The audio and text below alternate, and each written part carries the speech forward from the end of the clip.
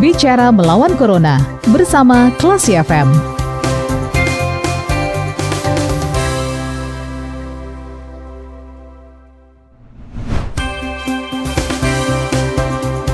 Bicara melawan Corona bersama Classy FM.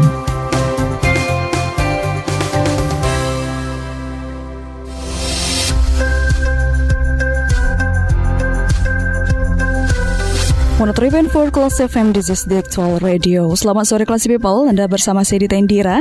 Dan kali ini saatnya Anda mencermati Bicara Melawan Corona ya Classy People di jam 15. Dan akhir-akhir ini kita mendapat informasi bahwa hampir 40% warga Sumber itu tidak percaya dengan COVID Classy People.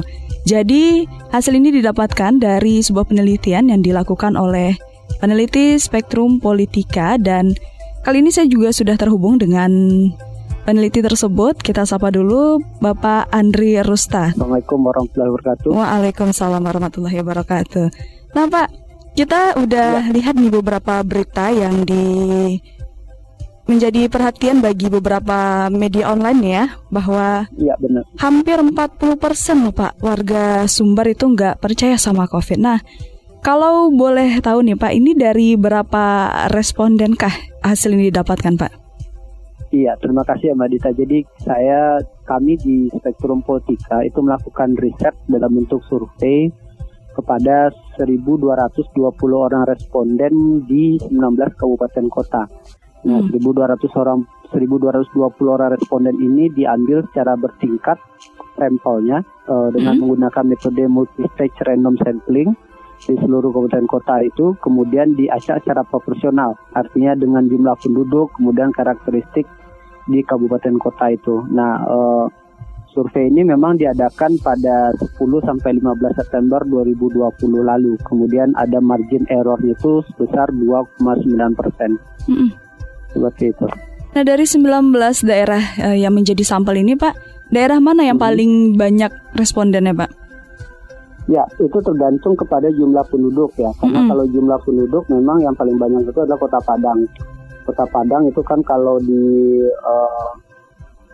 dipersentasekan dia ada sekitar 10-11% ya jumlah penduduk yang ada di Kota Padang, dan itu memang 16% ya penduduk di Kota Padang, dan itu yang akhirnya ada 16% atau sekitar 200 sampel yang kita ambil di Kota Padang.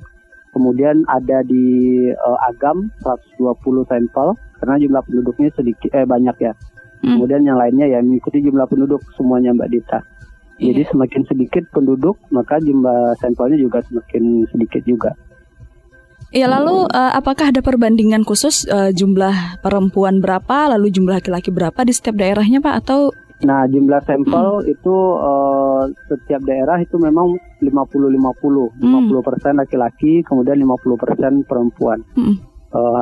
Kemudian juga kita mengikuti data BPS juga, ke pendidikan juga seperti itu. Kemudian juga penghasilan atau tingkat ekonominya juga kita ikuti data BPS untuk survei ini. Nah, dari semua responden tersebut Pak, mayoritas nih pendidikan dari para responden ini kebanyakan pendidikan di kalangan apa aja Pak?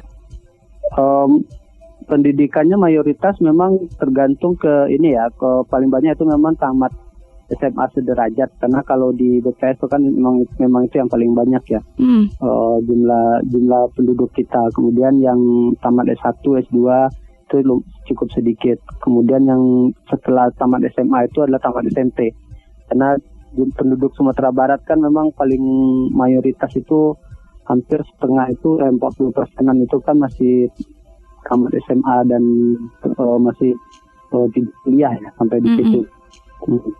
Kebanyakan mereka pekerjaannya apa ini Pak? Gimana? Halo? Kebanyakan responden ini pekerjaannya seperti apa? Pekerjaan juga beragam ya. Kalau yang kita wawancarai itu mulai dari paling banyak itu memang ibu rumah tangga, karena ibu-ibu ya, perempuan presentasinya. Itu kemudian ada banyaknya lagi petani, itu juga banyak segmen petani. Kemudian segmen berikutnya itu yang banyak itu juga pedagang. Kemudian ada juga yang PNS, pelajar, hampir semua rata ini.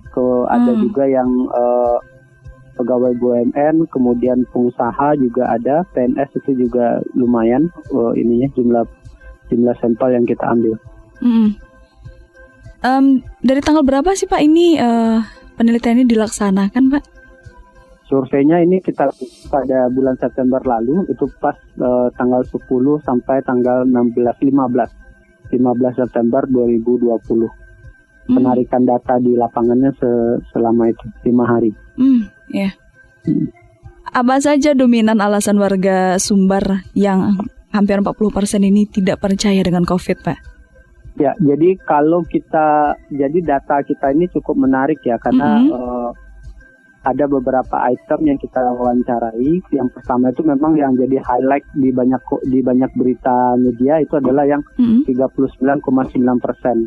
Bahwa mereka yakin bahwa, pertanyaannya gini, apakah Bapak Ibu yakin atau percaya bahwa COVID-19 adalah sebuah konspirasi negara-negara besar di dunia? Kemudian mereka jawab setuju, tidak setuju. Nah, 99,9% itu menjawab setuju.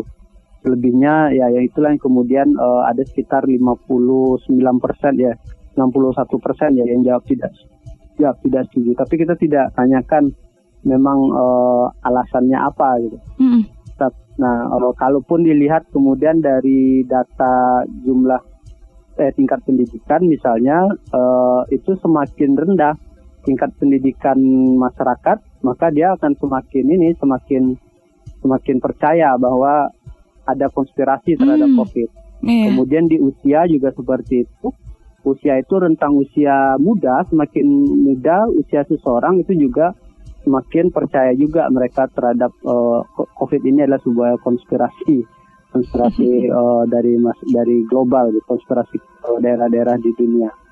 Nah, untuk daerah pun kita temukan bahwa ada beberapa daerah yang kalau kita highlight sangat detail ya, itu misalnya responden kita di Dharmasraya. Di Dharmasraya itu hampir 72% responden itu percaya bahwa COVID ini konspirasi.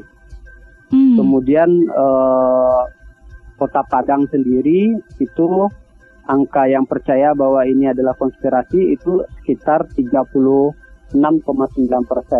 Nah, ini mayoritas memang berada di atas sekitar 30%-an.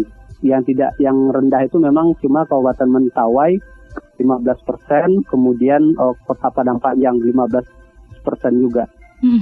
Kemudian yang lain misalnya Agam itu ya jumlah penduduk terbanyak kedua ya di Sumatera Barat, itu 31%,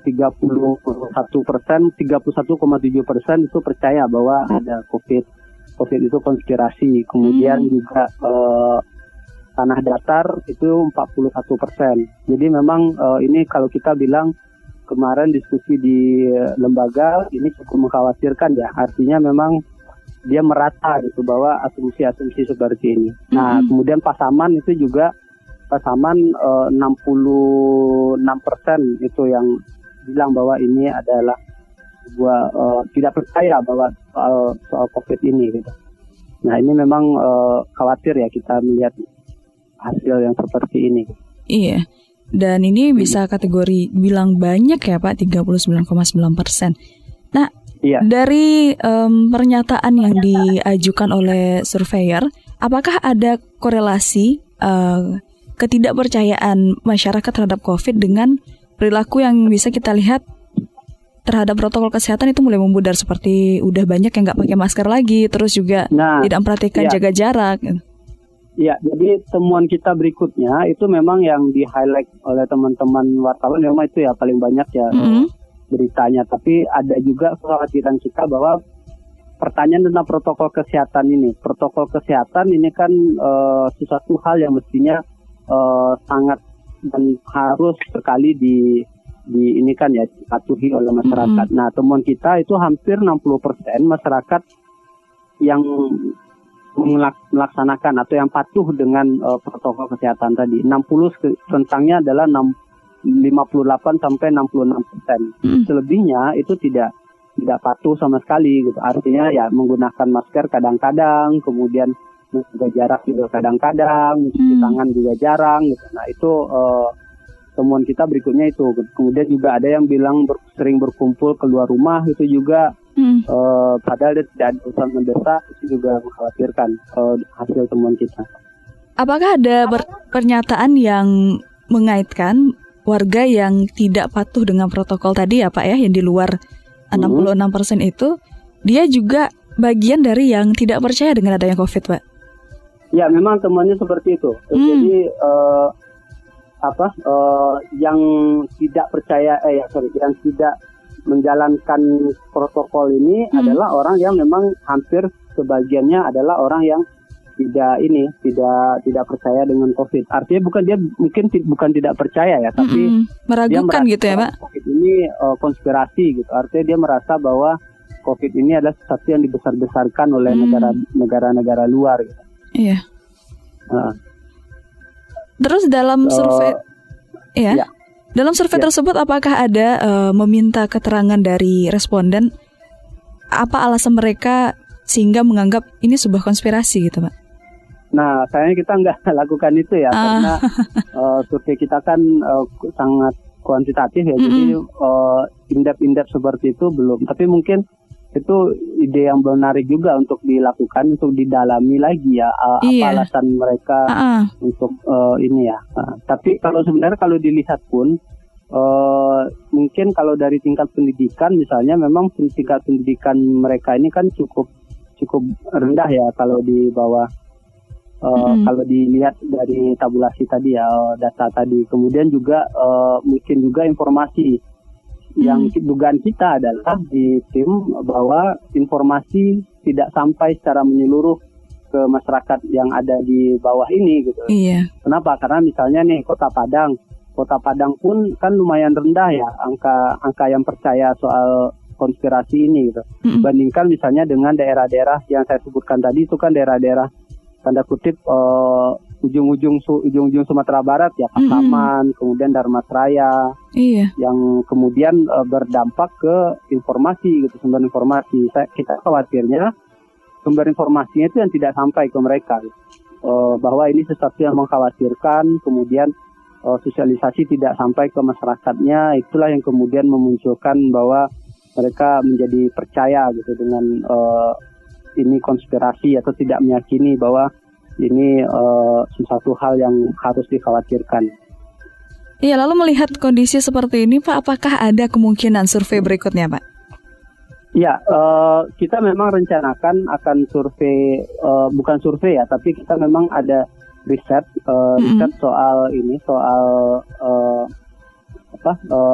mendalami apakah memang yang ditanyakan tadi, apa sih penyebab masyarakat tidak percaya dengan COVID ini gitu. Mungkin next risetnya adalah seperti itu nanti.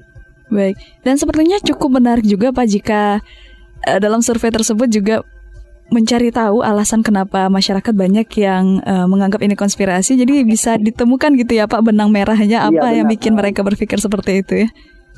Iya. Baik Pak. Iya benar.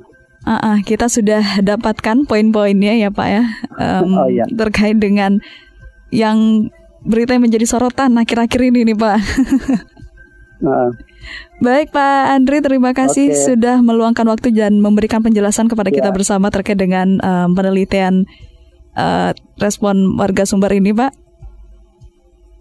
Ya oke. Saya juga terima kasih banyak, ini Klesi sudah menghubungi kami. Iya, terima kasih banyak. Semoga ya, kalau pesan kita sih jangan sampai sudah ada yang terdampak di lingkungan baru kita percaya gitu. Artinya kalau sudah keluarga atau teman dekat kita yang terdampak kemudian mungkin meninggal, baru kita percaya bahwa COVID ini serius. Nah, kita tidak berharap sampai seperti itu. Yang pesan kita adalah menjaga protokol kesehatan ini yang sangat penting sekali. Benar sekali Pak. Lebih baik mengantisipasi gitu ya Pak ya. Iya benar. Baik, terima kasih Pak Andri Restra. Oke, terima kasih. Iya, terima kasih sudah meluangkan waktu sore ini bersama Kelas FM. Iya, terima kasih kembali. Iya, Assalamualaikum. Waalaikumsalam. Terima kasih. Anda sudah mencermati program Bicara Melawan Corona bersama Klasi FM. Tetap waspada, bersama kita lawan Corona.